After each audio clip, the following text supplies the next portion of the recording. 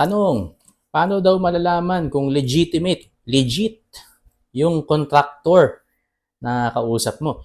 Kung contractor ang kausap mo, kung totoong contractor yan, kumpleto siya ng business documents at registration.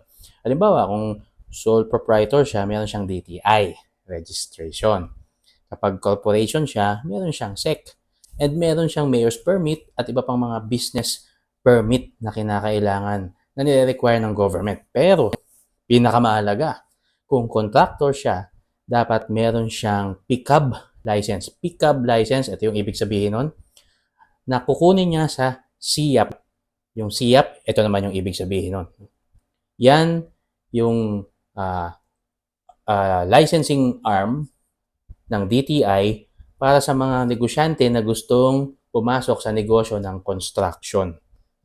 Pero kung hindi naman contractor ang hanap mo, pwede ka rin lumapit sa architect or sa mga engineer na mayroong PRC license.